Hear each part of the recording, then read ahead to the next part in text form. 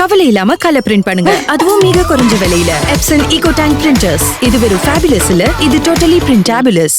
அனைவருக்கும் முதலினுடைய மகிழ்ச்சியான வணக்கங்களை தெரிவித்து, நான் பேசுறதுக்கு திருப்பி ஒன்ஸ் மோர் உட்காந்து பார்க்கலாம். ஏன்னா ரொம்ப அருமையாக வந்திருக்கு அந்த பாட்டு. உள்ளபடியே அண்ணன் அவர்களுக்கு என்னுடைய நன்றிகள். தூங்காமை, கல்வி, துணிவுடைமை இம்மூன்றும் நீங்கா நிலநான்பவர்க்கு என்கின்ற வல்லுனுடைய வாக்கிற்கு நமது நெஞ்சமெல்லாம் நிறைந்திருக்கின்ற முத்தமிழறிஞர் கலைஞர்களுடைய விளக்க உரை என்பது, காலம் தாழ்த்தாத விரைவான நடவடிக்கைகளும் அறிவுடைமையும் துணிவும் நாடாளுகின்றவர்களுக்கு தேவையானவையையும் நீங்காமல் நிலைத்திருக்க வேண்டியவையுமான பண்புகளாகும் என்கின்ற அந்த விளக்க உரையோடு நடைபெற்றுக் கொண்டிருக்கின்ற வரலாறு படைக்க இளம் தலைவர் வருகிறார் என்கின்ற இந்த பாடல் வெளியீட்டு விழாவை இதற்கு காரணகர்த்தாவாக விளங்கிக் கொண்டிருக்கின்ற என்னுடைய அன்பிற்கும் பாசத்திற்கும் உரிய மாநில இளைஞனுடைய துணை செயலாளர் அண்ணன் ஜோயல் அவர்களே,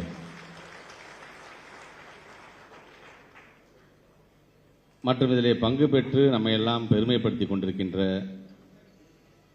மாநில இளைஞனுடைய துணை செயலாளர்கள் சகோதரர்கள் இன்பா அவர்களே, இளையராஜா அவர்களே, அப்துல் மாலிக் அவர்களே, பிரகாஷ், பிரபு, கஜேந்திரன், சீனிவாசன், ராஜா, ஆனந்த்குமார் உள்ளிட்டோருக்கும் நிறைவாக நன்றியுரையாற்ற இருக்கின்ற சென்னை மேற்கு மாவட்டத்தினுடைய அமைப்பாளர் சகோதரர் பிரகாஷ் அவர்களுக்கும் இந்த நிகழ்ச்சி இவ்வளவு சீரும் சிறப்பாக நடைபெறுவதற்கு காரணமாக விளங்கிக் கொண்டிருக்கின்ற சென்னை மண்டல இளைஞனுடைய மாவட்ட அமைப்பாளர்கள், அன்பு சகோதரர்கள், சட்டமன்ற உறுப்பினர்கள் எபினேசர், பிரபாகர் ராஜா உள்ளிட்டோருக்கும், பிரகாஷ், ராஜா, அன்பழகன், மதன்குமார், வானவில் விஜய் உள்ளிட்டவர்களுக்கும், மற்றும் இந்த நிகழ்விலே கலந்து கொண்டு நம்மை எல்லாம் பெருமைப்படுத்திக் கொண்டிருக்கின்ற மாவட்ட, மாநகர, ஒன்றிய, நகர, வட்ட, கிளை, பாக, பகுதி அமைப்பாளர்கள், துணை அமைப்பாளர்கள் உங்கள் அனைவருக்கும் முதலினுடைய வணக்கங்களை நான் தெரிவித்துக் கொள்கின்றேன்.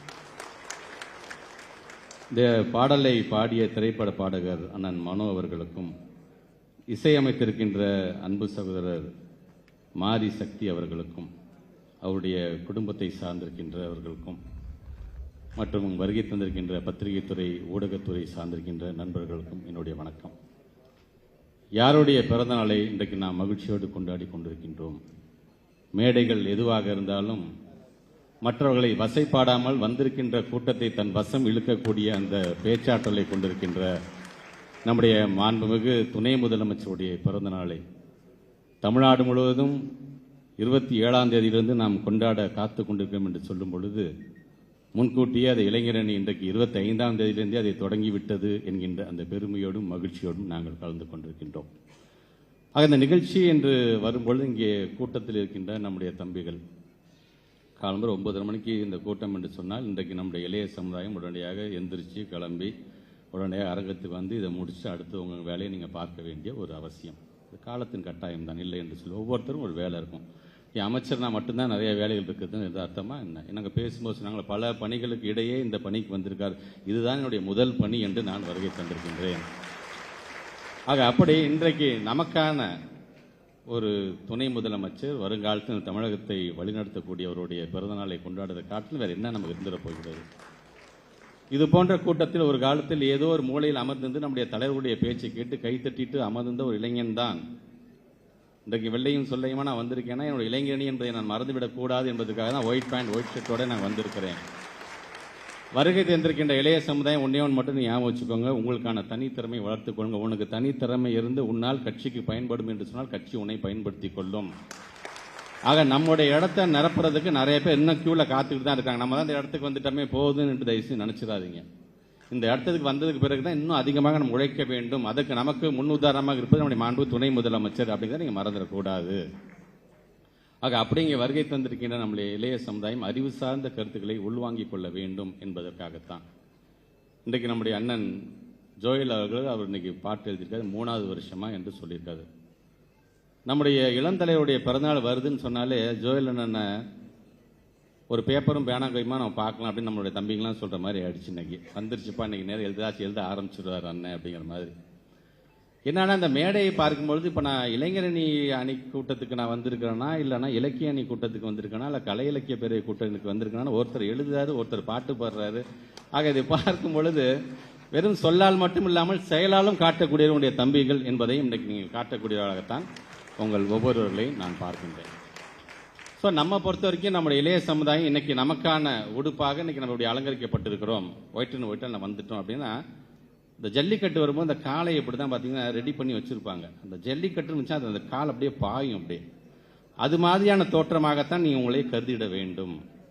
ஜல்லிக்கட்டு காளையாக இருக்க போகிறோமா, மலையில் பெஞ்ச காளான்களாக நம்ம இருக்க போகிறோமா என்பதை நீங்கள் தான் முடிவு செய்து கொள்ள வேண்டும். ஆக நமக்கான அந்த கொள்கை பிடிப்பதற்கு நமக்கான கொள்கை இருக்கிறது என்கின்ற விதத்தில் நீங்கள் ஒவ்வொருவரும் இன்னைக்கு பணியாற்றிட வேண்டும் என்பதுதான் என்னுடைய ஆசை. இந்த AK-47 அப்படின்னு சொல்கிறோம்ல, மிகப்பெரிய பவர்ஃபுல் ஒரு மிஷின் கன் நம்ம சொல்கிறோம். ஆனால் நம்ம இயக்கத்திற்கு MK-24 இருக்குது, நம்முடைய இயக்கத்திற்கு MKS-53 இருக்குது. இப்போ புதுசாக ஒரு வெப்பன் வந்திருக்கு, MKUS-77 அப்படிங்கிற மிகப்பெரிய ஒரு வெப்பன். இது வெறும் இந்த குண்டுகளால் நம்ம எதிரிகள் தாக்குவதுங்கிறது வெறுமனே இருந்து நம்முடைய தாக்கக்கூடியது அழிக்கக்கூடியதற்காக மட்டுமல்ல, கருத்துக்கள் கொண்டு அவர்களை நம்ம தாக்கப் போகின்றோம். அந்த கருத்து நம்மகிட்ட அதிகமாக இருக்கின்றது. என்னென்னைக்கு எந்தெந்த மேடைக்கு எந்தெந்த கருத்தை பயன்படுத்த வேண்டும் என்பது நமக்கு முழுமையாக அறிந்தவர்கள் நாம் ஒவ்வொருவருமே. ஆக அப்படிப்பட்ட ஒரு அறிவு சார்ந்த சமுதாயத்தை நாம் படைத்திருக்கணும். அதனால தான் அண்ணன் அவர்கள் பயன்படுத்திய இந்த வார்த்தையெல்லாம் பார்த்தீங்கன்னா, இந்த இடி முழங்க இளந்தலைவர் அப்படிம்பாரு, மாவீரன் அப்படின்னு சொல்வாரு, இந்த பாசிச சக்திகளை வீழ்த்தி வேறொருப்போம், இந்த மாதிரி வார்த்தைகள்லாம் அண்ணன் ஜோயில் எப்படி கம்பீரமா இருக்கிறோம் அது மாதிரி வார்த்தைகளும் பார்த்தீங்கன்னா கம்பீரமான வார்த்தைகளை பயன்படுத்தக்கூடியதான் அதை நான் பார்க்கின்றேன். அதுவும் நம்மளுடைய இளந்தலைவருடைய பிறந்தநாள் நிகழ்ச்சி அறிவாலயத்தில் கொண்டாடுறோங்கிற பொழுது இன்னும் எனக்கான ஒரு கூடுதல் மகிழ்ச்சி. என்னை வளர்த்தெடுத்த ஒரு இளைஞரணி, அந்த இளைஞரணி என்னை அழைத்திருக்கின்றது அப்படின்றது எனக்கு கூடுதல் பெரும் உண்மைதான். அன்பில் மடியில் நான் பிறந்தேன் என்று சொன்னாலும், அறிவாலயத்தில் தாளாட்டப்பட்டவன் என்று சொன்னாலும், அன்பகம்தான் என்னை தூக்கி வளர்த்தது என்கின்ற அந்த ஒரு பெருமை எனக்கு என்றைக்குமே உண்டு. ஒன்று நினைச்சு பாருங்கள், நீங்கள் வருகை தந்திருக்கீங்களா, நம்ம ஒரு இளைய சமுதாயத்துக்கான நமக்கான வழிகாட்டியாக நம்முடைய இளம் தலைவர் இருக்கிறார் என்று சொல்லும் பொழுது, ஒரு இளைஞரணி செயலாளர் வந்துச்சா தன்னை ஒரு தொண்டனாக நினைத்துக்கொண்டே. இப்போ நடந்த அறிவு திருவிழாவில் கூட பேசக்கூடிய நான் தலைவர், நான் சொல்றதை நீங்க கேளுங்க அப்படின்னு சொல்லல. அது தலைமை பண்புக்கு அழகு இல்லை. உனக்கு ஏதாச்சும் கருத்து தான் நீ பேசு, அதை நான் ஓரமாக உட்காந்து நான் கேட்குறேன்ட்டு தனியாக ஒரு சேர் போட்டு உட்காந்து ஒவ்வொருத்தருடைய கருத்தையும் நீ உள்வாங்கி கொண்டது மட்டுமல்ல, என்னை தனிப்பட்ட முறையில் பார்க்கும் பொழுது யார் யார் எந்தெந்த கருத்துக்கெல்லாம் சொல்லியிருக்காங்க, ரொம்ப அருமையாக சொன்னாங்க அப்படின்னு அந்த பாராட்டு இருக்கு, அதுதான் தலைமை பண்பு. எனக்கு தான் எல்லாமே தெரியும் அப்படிங்கிறது தலைமை பண்பு கிடையாது. உங்கள்கிட்ட நான் கற்றுக்கிறேன், நீ சொல்லு, அதை நான் வேற மாதிரி சொல்ல முடியுமா, நான் பார்க்குறேன் என்று சொல்லக்கூடிய நமக்கான ஒரு முன் உதாரணமாக அவர் இருக்கிறார். அதே போன்ற ஒரு துணை முதலமைச்சர் என்று சொல்லும்போது பார்த்தீங்கன்னா தன்னுடைய நிர்வாக திறமையை எங்கெங்கெல்லாம் வெளிப்படுத்திட வேண்டுமோ அதை அவர் செய்கிறார். அதோடு சேர்த்து தன்னை ஒரு திராவிட இயக்கத்துடைய தலைவராக முன்னிறுத்தி கொள்ள வேண்டும் என்று சொன்னால், ஆரியத்தை வீழ்த்துவதற்கு என்ன மாதிரியான போராட்டங்களை நாம் நடத்த முடியும் அதையும் இன்னைக்கு அவர் நடத்தி கொண்டிருக்கின்றார். நமக்கு இருக்கக்கூடிய மிகப்பெரிய சவால் என்னன்னா, நம்ம மீது வைக்கப்படுகின்ற அவதூறுகள் தான். அந்த அவதூறுகளை முறியடிக்க வேண்டும் என்பதற்காக பொய்ப்பெட்டி அப்படிங்கிற திட்டத்தை கொண்டு வருகிறார். கொண்டு வந்து நம்முடைய அரசாங்கத்தின் மீது, நம்முடைய இயக்கத்தின் மீது யார் யாரெல்லாம் பொய்யாக ஒரு புகாரை வைக்கிறாரோ அது உண்மைதானா இல்லையா என்பதை எடுத்து சொல்வதற்கான ஒரு நிகழ்ச்சி. இப்படி தன்னை தயார்படுத்தி கொண்டு வந்த ஒரு இளைஞன் தான் 2019, 2021, 2024 தேர்தலில் ஒட்டுமொத்த தமிழ்நாடு முழுவதும் சுற்றி பயணம் செய்து ஒட்டுமொத்தமாக இயக்கத்திற்கான வெற்றியை பெற்றுத் தந்தவர் நம்முடைய இளைஞனுடைய செயலாளர் என்கின்ற அந்த பெருமை நமக்கெல்லாம் உண்டு. சார், அதோடு நிறுத்தினாலும் பார்த்தீங்கன்னா சேலத்தில் ஒரு மிகப்பெரிய ஒரு மாநாடு.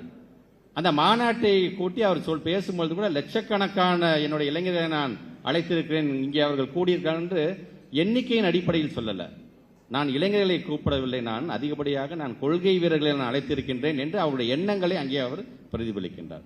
சரி, அதோடு அவர் நிறுத்தினாரா? முத்தமிழறிஞர் பதிப்பகம் என்கின்ற பெயரில் திராவிட இயக்கத்தை சார்கின்ற புத்தகங்கள்லாம் வெளியிட்டு அதை பதிப்பித்து அதெல்லாம் நம்முடைய மாணவ செல்வங்களாக இருந்தாலும் இளைய சமுதாயத்தை கொண்டு செல்ல வேண்டும் என்ற விதத்தில் இன்னைக்கு அந்த பணியும் இன்னைக்கு அவர் செய்து கொண்டிருக்கின்றார்.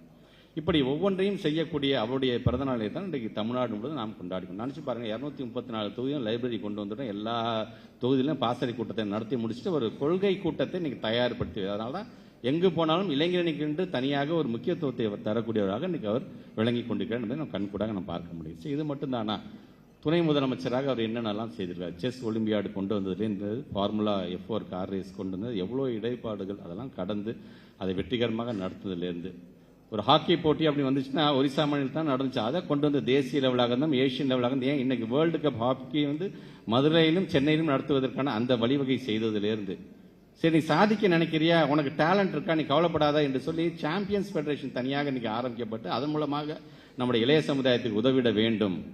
வெறும் பணம் கொடுத்தா மட்டும் போதுமா, வாழ்வாதாரத்துக்கான வேலை வாய்ப்பு அதுக்குன்னு 3% அவனுக்கு நான் கோட்டா தரேன், நீ ஸ்போர்ட்ஸ் நீ சாதி என்று சொல்வதிலிருந்து இப்படி இளைய சமுதாயத்தை அழைத்து கொண்டு ஒரு இடத்துல அமர வைக்கின்ற அளவிற்கு இன்றைக்கு நம்முடைய இளைஞனுடைய செயலாளர் நம்முடைய மாண்புமிகு துணை முதலமைச்சர் தொடர்ந்து இன்னைக்கு அவர் பாடுபட்டு கொண்டிருக்கின்றார்.